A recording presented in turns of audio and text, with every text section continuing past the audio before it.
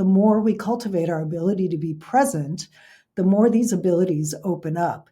And I already had a lot of intuitive sense feeling, the clairsentience, from being a healer already for 10 years. So I was already used to feeling people's bodies, sensing where I needed to touch, where the opening would happen, etc.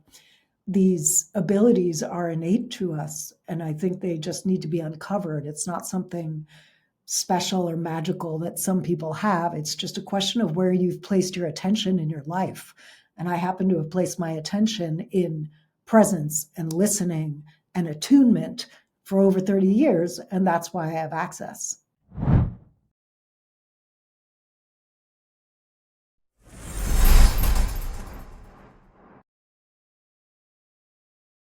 Hello and welcome to Get Yourself Optimized. I'm your host, Stephan Spencer. It is my pleasure to have Marie Elizabeth Molly with us. Marie Elizabeth is a mentor and brain trainer for high achievers who are hitting midlife and are ready to flow instead of push. They've done things in the hard way to prove that they could, and now they're longing for a renewal of passion, purpose, and play. Through her innovative blend of biohacking, shadow work, and subconscious reprogramming, Marie Elizabeth has developed a framework that empowers even the most hard-driving people to regulate their nervous system, trust their intuition, and step into the wisdom zone where they don't have to work so hard to be successful, to feel radiant, and experience miraculous flow. She offers private and group mentoring, as well as luxurious retreats at her home in Los Cabos, Mexico. Marie Elizabeth has delivered 2 TEDx talks, and her work has been featured in Thrive Global, Sway, and Forbes. Marie Elizabeth, it's so great to have you on the show. Thank you, Stephan. It's so great to be here. Awesome. Well, I would love to start, first of all, by noticing your awesome picture in the background. For our listener who can't see it because they're listening and not on the watching it on YouTube, it's this beautiful photo of a whale. And Marie Elizabeth, you told me that you took the picture of it. Yes, one of my passions is underwater photography. And so in 2016, my now husband and I traveled to Tonga, and that's where I took this shot. And it's for those of you who are listening and not watching the video, it's a mama rising to the surface, and her baby is just up at the surface above her. And it was really an incredible moment because to be able to catch her mid-turn like this with her arms, her pectoral fins open, I love it because it's a different shot than you typically see of a whale. Typically you see them horizontal, kind of, mama and baby together. And so to see this, I call this one Mother Song. And to see her with her fins open like this, I love that I got to have this unique view. Yeah, that is beautiful. I thought it was a painting, and then you said it was a photo that you took. I'm like, wow, so cool, so cool. All right. Well, how did you get started with that passion of underwater photography? Well, my very first dive was in the year 2000. And from that first dive, I fell completely in love with the underwater world. And there was a kind of freedom in visiting a world that doesn't have to do with the human, that has its own relationships, its own laws in a way that I can visit, but I can't be there 100% of the time. Obviously, we affect the ocean a lot, often in not ideal ways, but it is really its own world. And what that began to do is it began to shake loose some of the heavy identification with the stuff that we focus on as human beings, realizing, oh, there's such a bigger world out there that has nothing to do with our typical mental chatter. And the beauty and the colors, and to discover that there are things like brain coral that look like our brains underwater. And there are these huge tube corals, purple. And there are these corals that look like elephant ears, but they're orange. And it was like this psychedelic. At that point, I had never done psychedelics, but I imagined it was as if I was entering this psychedelic world. And from then on, I just wanted to photograph that somehow and bring it back to the surface so that people could see what I got to see. And so over the years, I got more and more serious. It took till 2008 to buy my first DSLR system. Until then, I shot with a point and shoot and was very dissatisfied with the results. And so I finally got a DSLR in 2008 and have never looked back. That's so cool. And do you scuba dive as well while you're doing the photography, or is it snorkeling or what? Yes, it's primarily scuba diving. With the whales, it's snorkeling because they don't really like the sound of the scuba, so it tends to drive them away. So anywhere in the world that you can swim with humpbacks, which is primarily near the Dominican Republic, it's between the Dominican Republic and Turks and Caicos, or Tonga. Those are the two really most famous places where you can actually get in the water with the whales. Those are snorkel trips. But the rest of my underwater photography is really primarily scuba diving. And you're in Los Cabos, and I don't know where that is exactly in Mexico, but isn't that on the water as well? It is. I'm looking at the ocean right now outside my window. We Oh, are cool. down at the tip of Baja. So just below California, there's this long peninsula, and we're down at the tip of that peninsula. And on the west side of the peninsula is the Pacific, and on the east side of the peninsula is the Sea of Cortez. So our house actually faces the Sea of Cortez, and we have humpbacks here all winter. So in the winter, I Mhm. send out my drone from the house because we face the ocean. I send out my drone and I shoot them from above. Uh, you're not allowed to get in the water here, so I don't go out as often to be with them, just from a boat. But I love to send out the drone and get these images of the mamas and the babies, because here is really where they are calving. They're here with their babies and also mating again, typically, because there are very few predators here. There's some orca that sometimes take down a calf, even a mom, but most often it's a calf.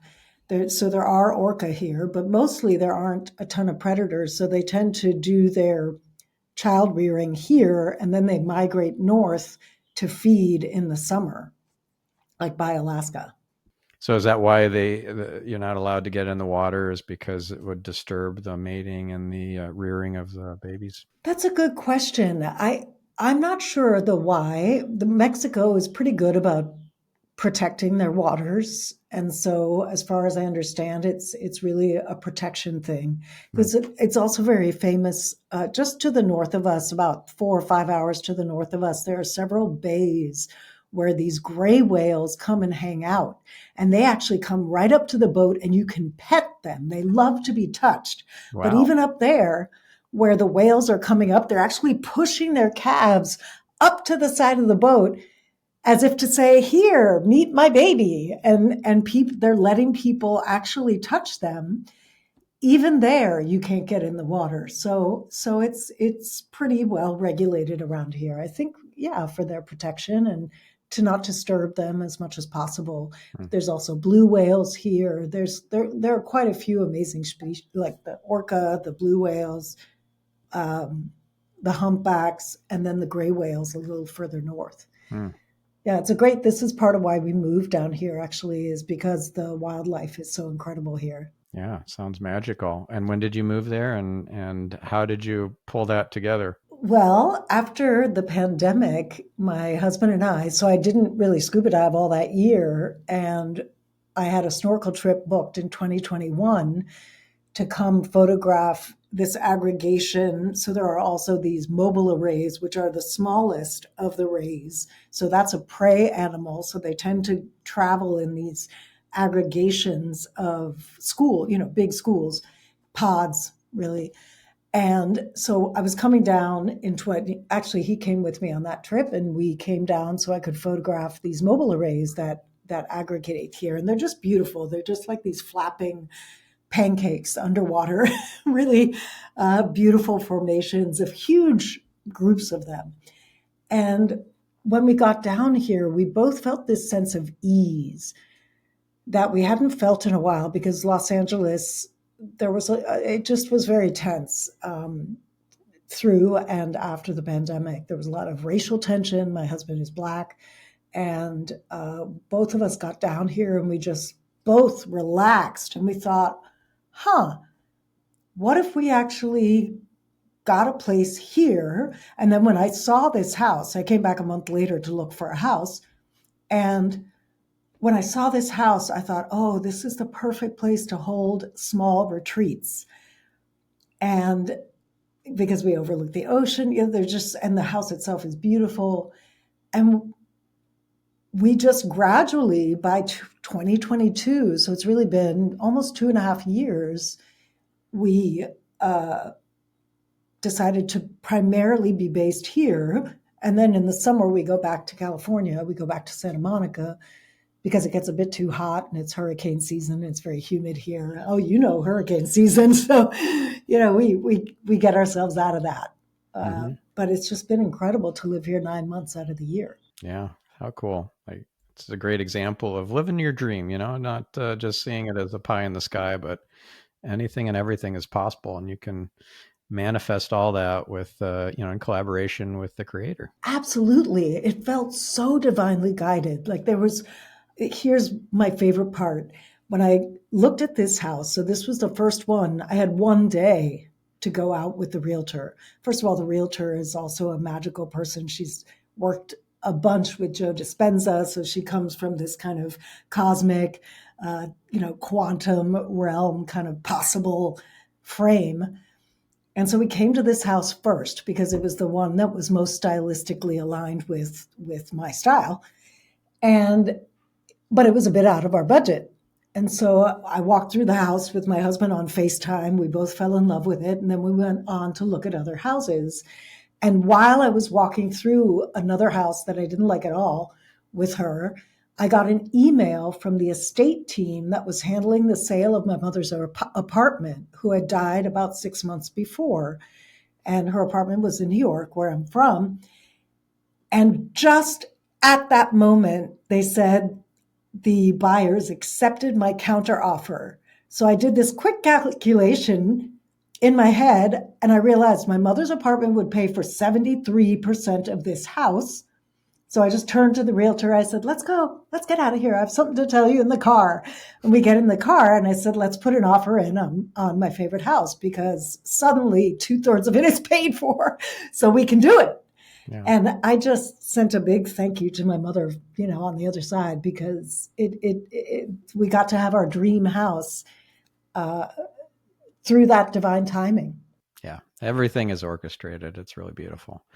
So speaking of which, maybe you could share some of the other really pivotal synchronicities and magic moments and insights into kind of the other side of the veil and how everything is so divinely orchestrated for us. Do you have some examples that pop in your head? Well, I've always had this kind of intuitive finger on the pulse, especially around my business, around when things need to shift. I have more clairaudience and clairsentience. I don't particularly have direct communication with my dead people, with my ancestors on the other side. Sometimes I can feel my father around. For example, when my mother was dying, I went to New York. It was smack in the pandemic, but I flew and I was by her side in her final days. And I could tell she was about to go. And it was really funny because her caretaker said, oh, yes, she was a really amazing woman from Jamaica. And she said, I saw your father standing at the foot of the bed 2 days ago. And I told him, go away, go away. Marie Elizabeth's not here yet. She has to wait. You can't take her yet. And I thought, wow, that's amazing. And I could feel his presence in the room as my mother was getting ready to go. But she was hanging on. And she was scared. Even though she was nonverbal and not conscious, I could feel all that. And just at that moment, a couple things happened. Number one, this chant, it's a Sanskrit mantra called the Mahamrityunjaya mantra, it's a mantra to Shiva. It's called the Great Death-Defying Mantra. I had to actually look it up because the mantra spontaneously came to me. I began to chant it. And then I thought, which mantra am I chanting? I couldn't even remember which one it was because it's been quite a few years since mantra was my main practice. So I look up on the internet. Turns out it's this mantra that's typically chanted when people are dying and for 40 days after people die to help their soul cross over. And so I put it on YouTube actually, so it was going on in the background. And just at that moment, a healer that I work with texted me and said, "How's your mom? How are you doing? What's happening?" And I said, "She's hanging on. She won't go. She's not going." And so she actually talked me through helping my mother to let go. And what I found was speaking to her in her native tongue. My mother was from Sweden. So I began spontaneously speaking to her in Swedish and soothing her and saying thank you and all of this. And eventually she went. So there were so many synchronicities between the mantra arriving to my mind at just the right time, and then my healer texting me out of the blue at just the right moment, and then me getting this hit to switch to Swedish. It just her death was incredible. It was beautiful, and I was telling her like, "Hey, Papi's here. He's waiting for you. It's okay to go. Like you'll be received." And she finally was able to let go. Yeah. Well, that's beautiful and very important that you did those things. You listened to your intuition and you took powerful, positive action. And yeah, I hope that inspires our listener to do the same for anybody that they know going through the death process, or when the time comes where they can make a recommendation. Like, there are death doulas. I didn't know that was a thing until recent years. I I, I really understand a lot more about death now than I had before, and it's a beautiful unfolding. It's not the end. It's another beginning. It's a door we go through. And for people who feel so scared and final about it, that rubs off on the person that you're trying to encourage and soothe and assist. So you got to manage your own energy and your own stinking thinking if you're at somebody's bedside. Yeah. I love that you bring that up because my father died quite a few years ago, and he also was afraid of dying. And in the weeks before he died, I have another suggestion for people. So, my father had cancer, and very well meaning people told him he should meditate and he should do this and he should do that. And he tried. But if you've never been a meditator and all of a sudden you're in the weeks before death and you're trying to meditate, you feel like a failure because you can't quiet your mind. You have this idea that your mind's supposed to be empty when you're meditating. And of course, if you don't have a lifetime of practice, it's hard to do. So, but he was a pilot and he flew formation. And so I said, on our last flight before he was no longer able to fly, I noticed that when he was trying to explain to me what formation flying, now for your listeners who don't know what that is, it means you're flying about 4 feet off your leader's wing. So a bunch of planes are flying very close to each other, like in an air show or something. And I noticed that when he was trying to explain the process to me, he was wavering and our position wasn't great. And I just said, hey, just don't bother explaining to me, just fly. And immediately he steadied out, our plane steadied out, and we locked in. And so I described meditation to him like that. I was like, you already know how to meditate. Notice the difference when you were trying to do two things at once. You were trying to talk to me and fly the plane, and how much easier it was when you just flew the plane. You just locked into position. So that enabled him to recognize, oh, I know how to do that. And he relaxed, and we were able to work through his fear of death together. So by the time he actually did pass, he was at peace. And again, it was another beautiful. I had the good fortune, really, that both my parents' deaths were quite magical and beautiful. I mean, hard, but had a lot of synchronicity and magic around them. Yeah. Nice. Okay. So you mentioned earlier some of your abilities like clairaudience, clairsentience, and so forth. Could you go into a bit more detail on that? How did you develop that, or how did you end up knowing that was an ability? And how do you how do you tune into it? So the clairaudience really began shortly before my father died. So I've been working in the wellness space since 1990. So over 30 years I've been in this world.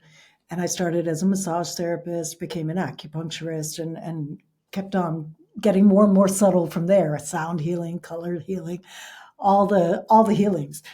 And my agreement with my father, I left my practice in California, moved back to New York for his last 6 months. And I spent about 8 hours a day meditating as a way to have space and presence to be able to be with him and support him in his process. That was our agreement. I moved back to New York. I'm going to be 100% there for you. And what I found meditating for so many hours a day is that my listening got very clear. And by the time he got close to death, I was basically taking dictation on what to say. And it just was something that I devoted. It wasn't that I went in with the idea that I'm going to start hearing guidance, but it was a byproduct of my commitment to presence. And I think that's true, that the more we cultivate our ability to be present, the more these abilities open up. And I already had a lot of intuitive sense feeling, the clairsentience, from being a healer already for 10 years. So I was already used to feeling people's bodies, sensing where I needed to touch, where the opening would happen, etc. But the auditory piece happened really around his death, when I committed to being present. Beautiful. Yeah. And so the way I tune in now, it's not that active a practice. It's something that, when I'm coaching, so now I primarily mentor people. I no longer do hands-on work. It's all over Zoom. I've been on Zoom since 2015. And I'll just hear what to say. It's not, I don't have to do any fancy stuff to set it up. I just have to get present.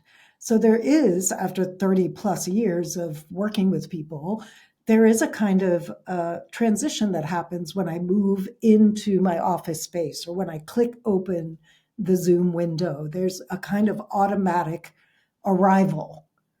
So all I have to do really is to be present. And when I get present, I can hear. And if it's noisy in my head, then it's harder to hear because there's competing noise, right? Yeah. So that's my main suggestion, and my main practice is just to do as much as possible to be present. These abilities are innate to us, and I think they just need to be uncovered. It's not something special or magical that some people have. It's just a question of where you've placed your attention in your life. And I happen to have placed my attention in presence and listening and attunement for over 30 years, and that's why I have access. Got it. So if you are, let's say, not on a Zoom call with a client, but you are on a podcast like this, or you're giving a talk at a conference or something, do you get the same level of knowingness and guidance through the clairaudience and clairsentience? I do. It depends a little bit on how nervous I am. So nervousness is like a static, it's kind of like noise in the way. So the more it's kind of like, I love this image of a flashlight. So if, a flashlight has a beam, if the beam of my flashlight, of my attention, is on myself, if I'm self-conscious, if I'm concerned about how I look, if I'm worried about saying the right thing, that tends to block the channel.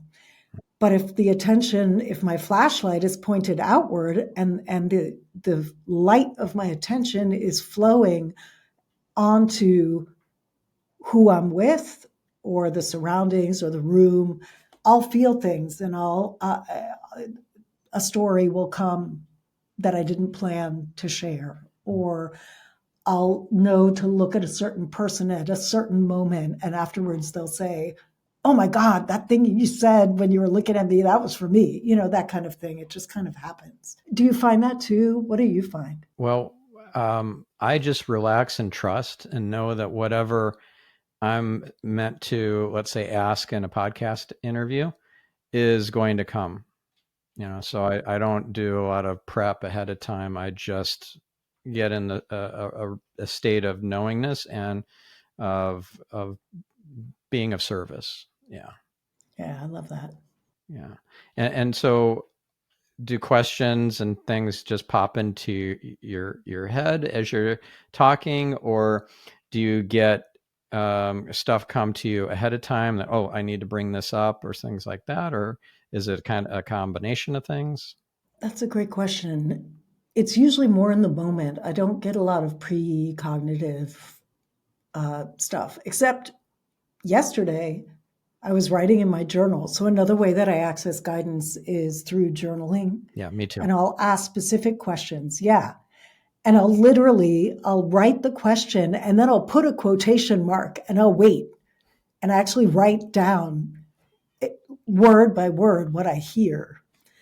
And yesterday I did get a message about the future, but most often I'm getting a message about the present or something that needs to be said or a certain way to approach a person. So I believe a lot in calibrating how we show up to the level of the listener.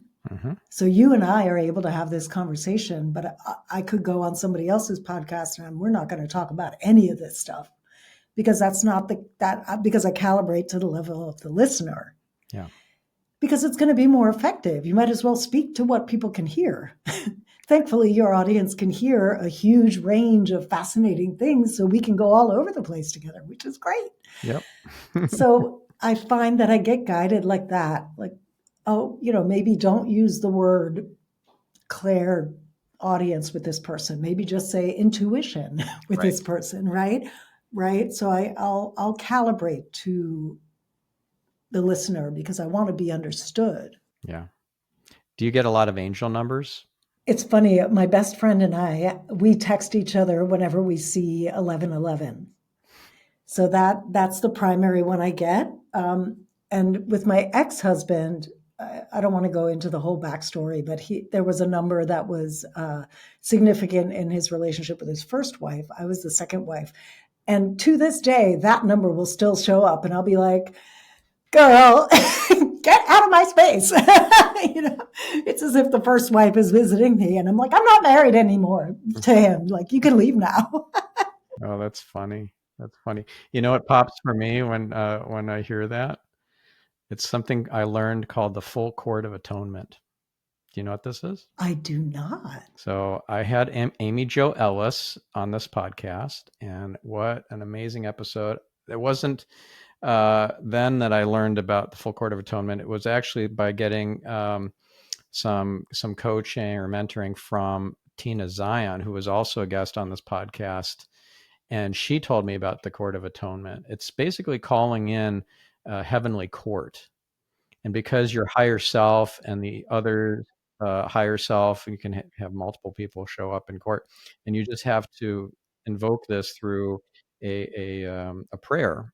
So you just read it off, and you can get a sense if you're tuned in, if the souls that you've requested be part of the full court of atonement, if they show up, and everything settles out of court because it's your higher self and their higher selves. It's like, oh, I totally get where you're coming from. I can see it through your eyes and your perspective, because of course we can all do that on the other side. And yeah, let's resolve all this, And so everything just kind of ameliorates or dissipates by calling in a court of atonement. So there's a website, courtofatonement.com. You can buy one of her ebooks for $5 and just read about it, or you can just simply listen to my episode and use one of the sample prayers that's part of the episode, and try this out. It really does work. It's amazing. Wow. So that's really, you can use it with anyone you feel unsettled with, that kind of thing. Yeah, or if they feel unsettled or unresolved, or there's some open loops, that might be the case with the soul that keeps tapping on your window, right? Yeah. Hi, 1, 2, 3, 4. She shows up. And also 1, 2, 3, 4 doesn't just mean that it's that person, that soul that's showing up. Like 1, 2, 3, 4. If you look at Kyle Gray's book, Angel Numbers by Kyle Gray, he said, or what he channeled was 1, 2, 3, 4 is you are moving up the spiritual ladder. Your angels are acknowledging your intentions and your steps towards growth. Know that you're being encouraged and supported. Wow, great. Oh, that's good to know. I'm going to adopt that Yeah. as whenever I see 1234, I'm going to think of that now. Thank you. Yeah. But that's a good point too, that these different angel numbers that we get have different meanings, and it's our job to unpack it, to decode it.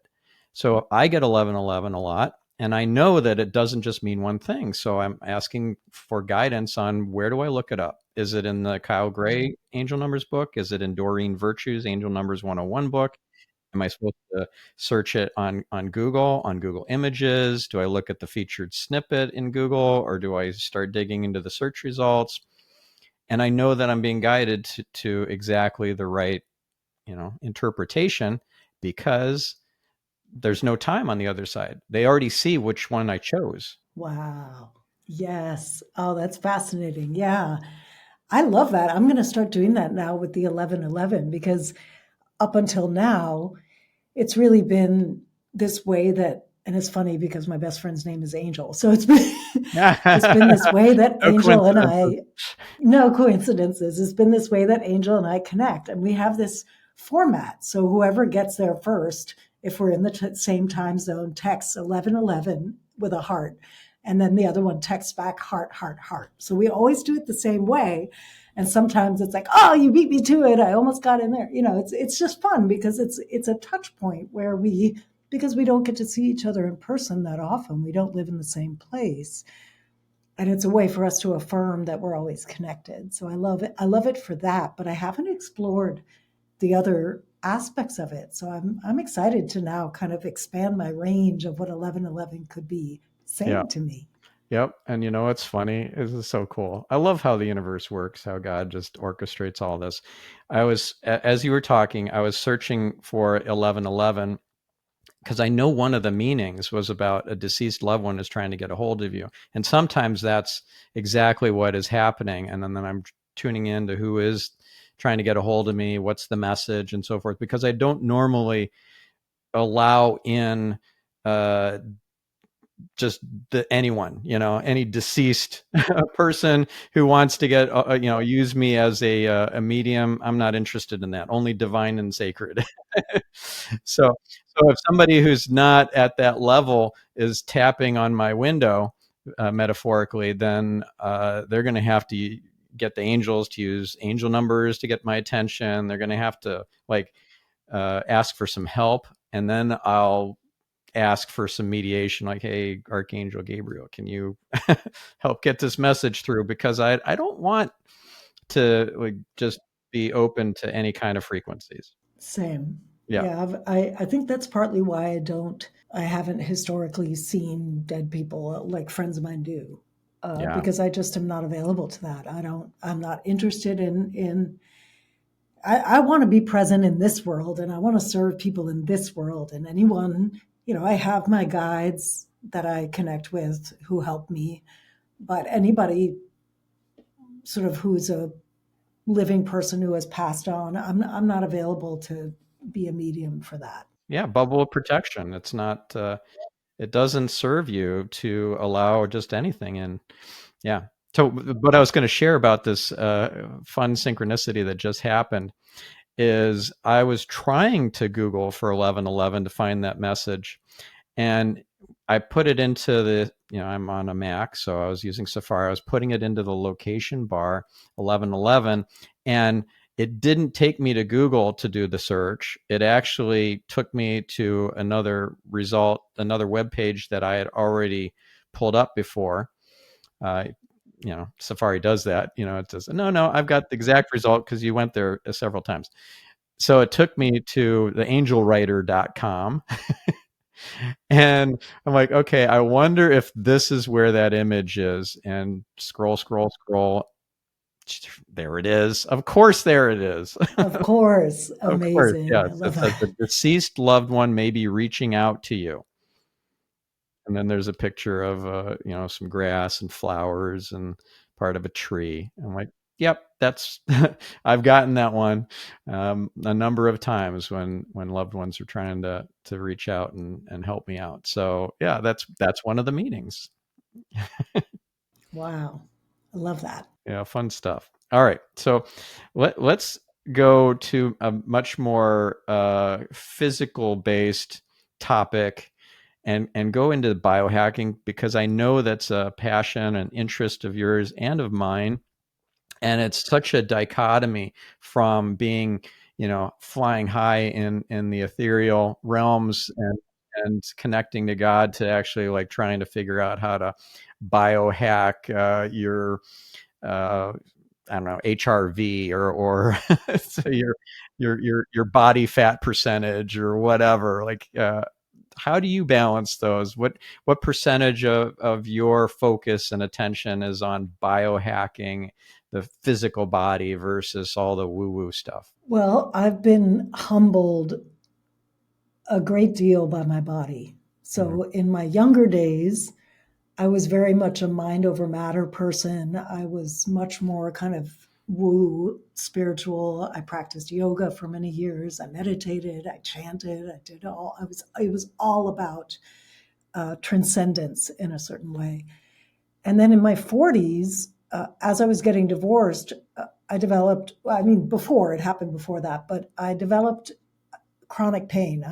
I had a decade of hip pain because I'm a stubborn person.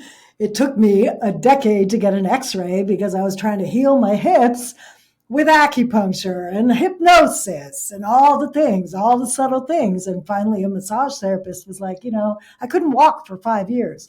And this massage therapist was like, my work typically holds with people and it's not holding with you. I wonder if there's something going on with your bones. I really think you should go get an x-ray.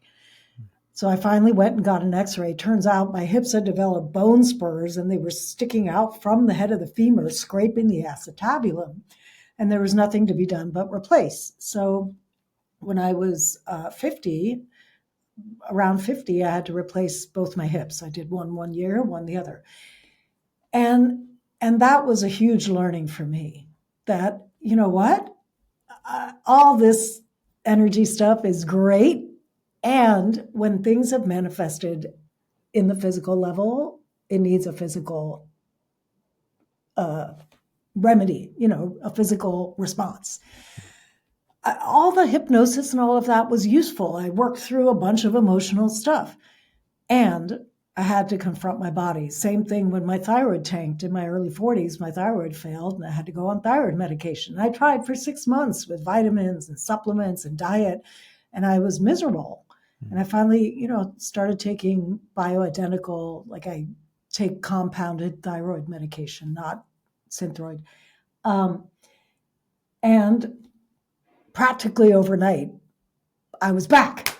I felt great. I'm like, oh, some things really are chemical. Like, you really do have to deal with chemistry. We are in a body. And so there are moments where we really do have to deal with the chemistry of the body. So since then, I've been much more approaching things from a more integrated perspective. So I bought a hyperbaric chamber when I was going through my surgeries. I was going to rent it, but then I thought, I'm going to want to keep using this because hyperbaric oxygen is amazing. Yeah. So ever since 2016, I've had a hyperbaric chamber in my house. It's one of those canvas home use, gets up to 4 PSI. When I'm in California, I get in there a few times a week for 90 minutes at a time, and I watch movies or I read whatever, or I listen to podcasts.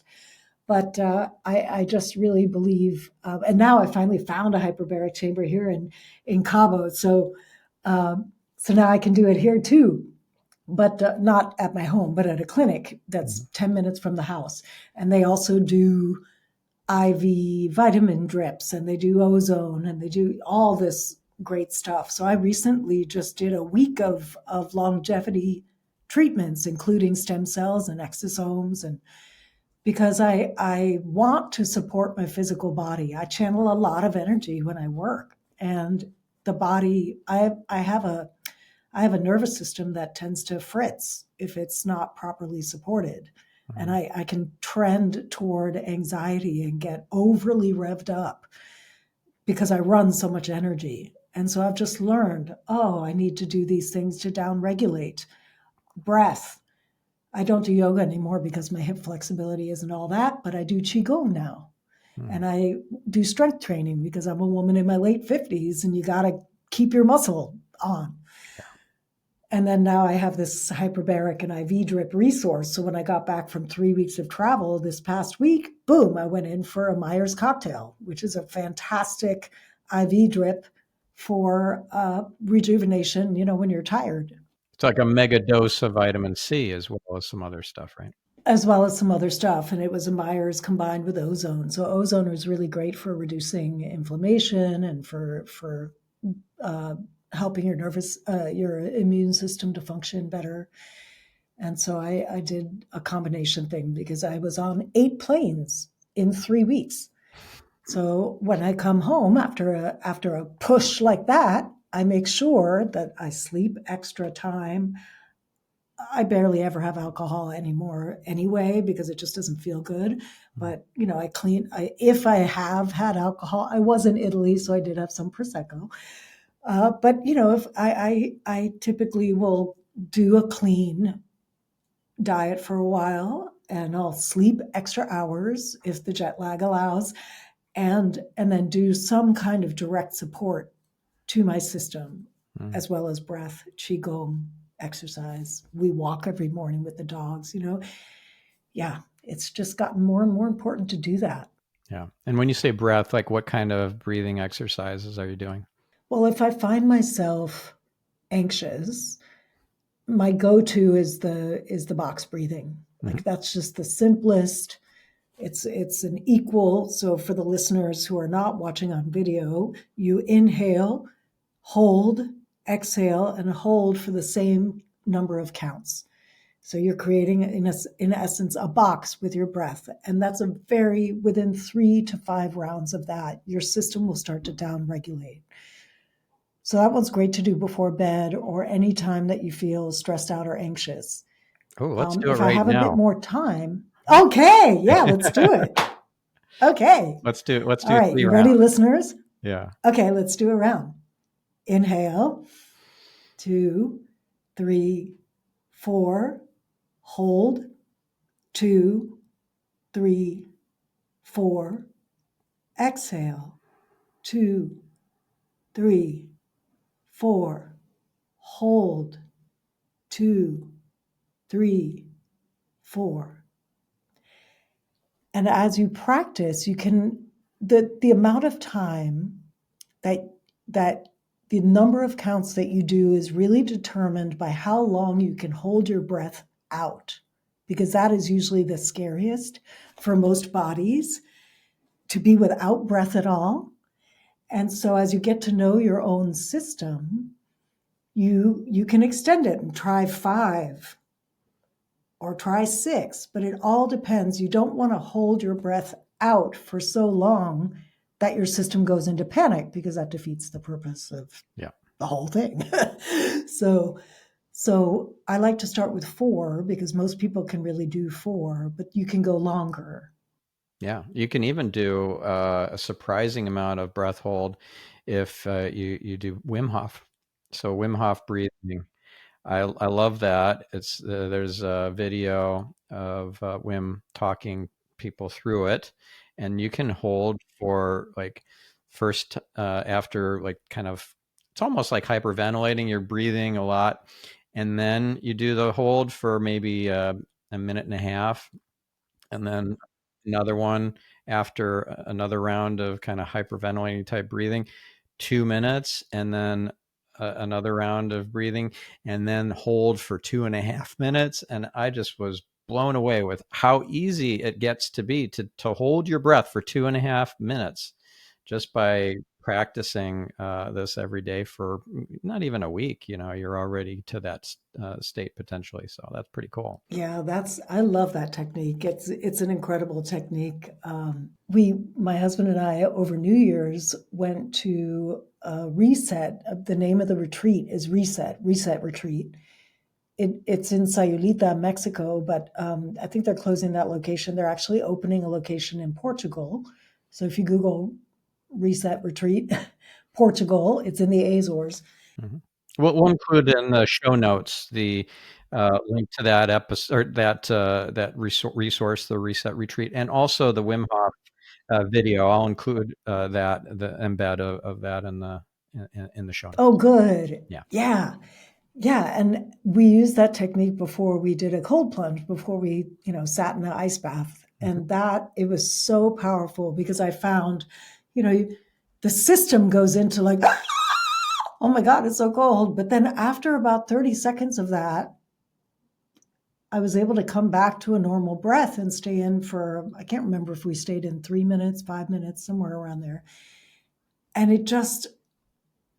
it was so powerful to be able to relax in that kind of intensity. Mm-hmm. And I think that's what these practices are really all about, whether it's meditation, breath work, qigong, any of these practices. It's about how do you stay steady in the face of intensity in life. Or put another way, to get comfortable in the uncomfortable. Exactly. Because if we can expand our range and stay comfortable in greater levels of discomfort, we can be so much more effective in our lives. We can impact each other in a more positive way. So we're less reactive with each other and can be more proactive and more responsive. And it really, I feel like as a culture, especially in the West, we're very attuned to comfort. We want to be comfortable. Yeah. And we've kind of, we acclimatize our houses. And not that I'm complaining, thank God for air conditioning. I am a fan. Living in Mexico, I'm a fan. And there's something to be said for being able to stay steady in the face of discomfort, because it just makes everything in life more accessible and attainable. Yeah, and I think it's important that you attune with the body so that you don't seem to be overpowering your body with, hey, we're going to do this whether you like it or not. If you talk to your body and you say, look, this is not going to be that comfortable, but it's for your highest and best good too. We're going to get through this together. I don't know do you ever talk to your body like that, or at all? I do. Yeah. I'm so glad you brought up that point, because the first half of my life was all about pushing through and forcing my body into things. I was a dancer, then I was a yogini, and I ended up with 2 hip replacements by 50, right? So the body wins. The body's going to win. So you might as well befriend it. And I had to learn the hard way. So you might as well befriend it. And now I'm much kinder. So there are times where I'm like, hey, let's do this thing that's going to be uncomfortable. And there's other times where my body's like, and I say, okay, yeah, I'm going to back off. Let's not do that, because it's not about forcing and creating harm. So I think that's a really important thing for our listeners to think about. When are you pushing in a way that expands your range? And when are you pushing in a way that creates harm? And that's actually doing violence to yourself. I think it's very important to get to know the flavor of each, so that you can catch when you're doing harm and back off. Mm-hmm. Yeah. And also, I think, to see your body as something that's not necessarily just a part of you, but as its own entity, talking to your body as recognizing it's a she for you, and that you can, you can get her to cooperate by, getting on a similar wavelength and communicating. And you can even get your individual cells to all get on board with a certain program, To a cell in your body, it's like the voice of God. You tell your cells in your liver or something like, hey, I just had this amazing, delicious, glass of wine or whatever. Can you please process this in the way that brings about the highest and best good? And it's like this stuff works. It's not just nonsense. It's real. It's real. What flashed to my mind as you were talking was an experience I had in the mid-90s. I felt a lump. Now I have cystic breasts. I always have, but I felt this lump seemingly appeared overnight, and I didn't know what it was. I was in my 20s, and I sat down and I meditated, and I had a conversation with my breast, which then pointed me actually to my liver, because my liver energy. So in Chinese medicine, we tend to get cysts and lumps and things when our liver energy is constrained. So the breast was like, okay, yeah, I'll do what I can, but you really need to talk to the liver. So I went over and I talked to the liver, and I was like, hey, this thing in my breast, it's making me nervous. You think you could smooth that out, please? We had this whole conversation, and it was gone the next day. That is so cool. That gives me goosebumps, the angel bumps. Like, wow. Yeah, it's amazing. And that said, I don't want to set up a situation where, because I've touched a lot of bodies, I've worked with a lot of people. I don't want to set up a situation where if someone tries that and it doesn't work, that they've failed. Mm-hmm. Because there are some things that do show up on the physical level that do need to be addressed with medication or surgery. Like I couldn't dissolve my bone spurs with a meditation. Like that just wasn't going to happen. So the conversation is really, to my mind, about being open, getting curious, and asking your body what it wants, what it needs. Because your body, if you will listen, knows. And it might say, go to the doctor, or it might say, go buy this nutrient, or it might say, do this yoga pose. But it's the difference. It's a bottom up approach versus a top down approach. And I think we tend to think we can fix everything from the top down. And I want to say that that's not true. Yeah. Yep. Important stuff. All important stuff. I know we're running out of time, but I so want to bring up this last point before we close out the interview. And that is regarding shadow work. And this relates actually to what we were just talking about. You were talking to your liver, and you were integrating something or negotiating something. Whatever happened, your liver said, okay, I'll take care of it. Now, there are aspects of ourselves that are shadow, like disowned, disassociated, not accepted. Nope, that's not me. Whenever I see that in somebody else, I get triggered like crazy. I hate that in other people. I don't have that issue, right? And it's part of our shadow. Absolutely, we do have it as part of our shadow side. We just won't look at it. And when you talk to that part of you, I read the book by Debbie Ford, The Dark Side of Light Chasers, and I went through and did the exercises that were so powerful, integrating, speaking to those disowned aspects, giving them a name or listening for a name, and then speaking to that part of me using the name that I was given, and saying, like, what do you have to teach me? What do you need that I'm not providing you? And then you address that, and suddenly you feel so much better, and you're not triggered anymore by that behavior or that aspect in another person anymore. And all those opportunities to get triggered just kind of dissipate or disappear. It's just a beautiful thing. So I'm just curious what pops for you when I bring this up about shadow work. Oh, I just get delighted when you bring this up, because I do a lot of parts work with my clients. So this is something I've done for years. I've been trained in parts work through about 4 different traditions, and exactly what you're talking about. So in a client session, and I do it with myself as well, often in a journal. And what I will say to our listeners, if you have trouble accessing having a conversation with yourself, you might want to try writing your question with your dominant hand, then switching your pen or pencil over to your non-dominant hand, and seeing if you can access an answer that way. So if it's hard for you to just hear, sometimes using your non-dominant hand is a doorway Oh, in. it's so amazing that you mentioned that. One of my earliest episodes on this podcast is with Bill Donius, who he's got a whole book on non-dominant handwriting. He teaches about this, and just coincidentally, no coincidences, of course. When I did this exercise, hearing him give a talk about non-dominant handwriting, he had us write down a totem animal, and I wrote down with my regular dominant hand, my right hand, zebra or something like that, like, because I want to show off and be memorable and cool and all this sort of stuff.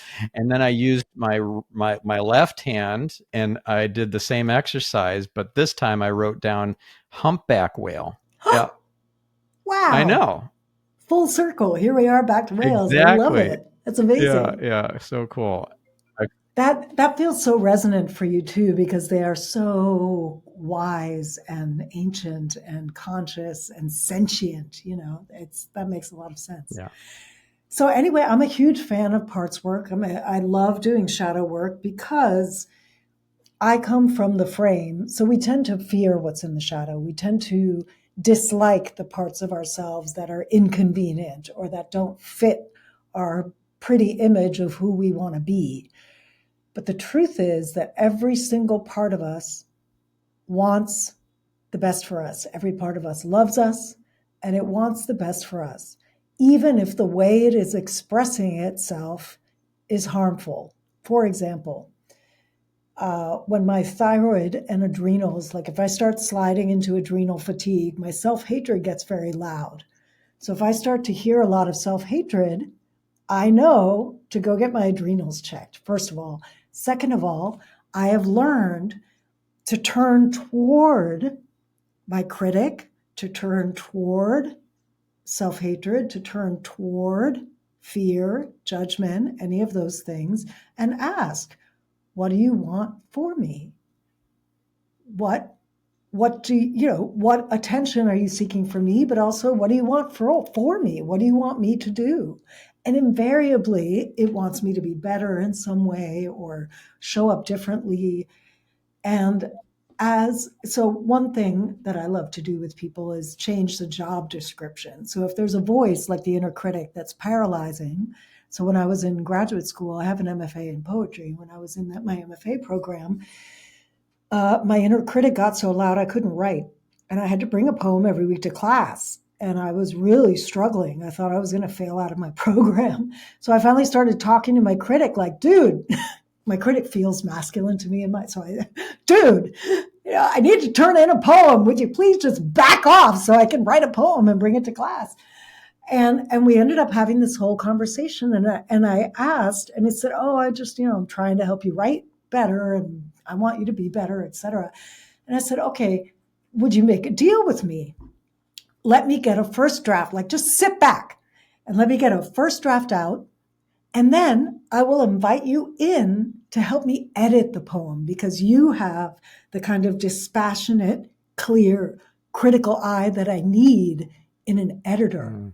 But when you bring it in, when I'm trying to create, you stifle me. It shuts me up. I can't write anything. Would you be willing to change your job description? And so since then, since 2008, my inner critic has functioned more as an editor rather than coming in at the beginning of a process and making me stuck and unable to move forward. I love that. That's so cool. So I often, with my clients, I will help them negotiate a job change if they have a voice that's particularly getting in the way. And I do an intensive with people, like a 2-week intensive with people where we go to town on a particular pattern that is biting them and getting in their way. And very often parts work is part of what we do. And then we also do some brain retraining that aligns the subconscious with the conscious and stuff like that. But that, I mean, it's one of my favorite things. I love, for some reason, that's another place that my clairaudience really manifests. I can hear I can hold conversations with people's voices and somehow they're able to do it too. Like it transmits to them. That's cool. That is really cool. What a gift. What a gift. And just something that I want to share as a last resource relevant to what you were just talking about the whatever it is, the fear, the criticism, or whatever that's coming in that maybe gets you stuck, is an incredible tool or just technique. And I learned it from the book The Tools by Phil Stutz. And it's running towards the fear and actually through it, imagining through a visualization exercise where you just imagine that fear that you that's keeping you stuck or avoiding some issue.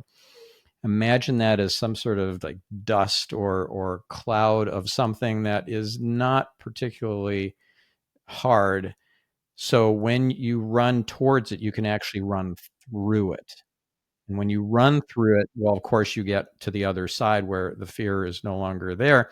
And it's just such a really cool exercise. And the way Phil came about in kind of inventing this tool was learning as a kid, as a teenager, the secret to his best buddy's ability at football. So he was all state and real champion. And what he did, he confided in Phil that the first thing he would do is he would run towards the biggest guy on the opposing team to get tackled the most brutal way. And then he would be fearless the entire rest of the game. Wow, cool. Thank you for sharing that. Yeah. Okay. So I know we're way over time now. So let's share our, your website and whatever next step our listener should take if they want to work with you, if they want to learn from you, your socials, all that sort of stuff. Oh, yeah.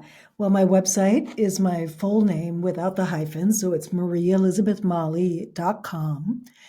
And on the website, you'll find I have a quiz that's for women, a wise woman power quiz. So if you're a woman listening to this, take the quiz. I have a 7-day Revive Your Radiance series with podcast episodes and all sorts of information to really help you access the juice again. Very often by the time we get to midlife, we're a bit tired and tapped out because we've given so much to everyone else.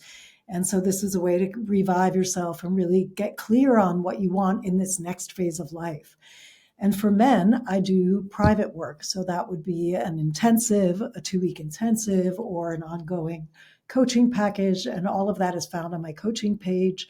Just know that a lot of my marketing is speaking to women, but that doesn't mean that I'm not open to working with men. I love the men that I've worked with, and we've had great success together. So all my socials, I'm very active on Instagram, Facebook, TikTok, even YouTube. They're all my name. So if you go to any of the platforms and you enter Maria Elizabeth Molly, you should be able to find me. LinkedIn as well. It's all under Maria Elizabeth Molly. And we'll include all those links in the show notes for this episode. Awesome.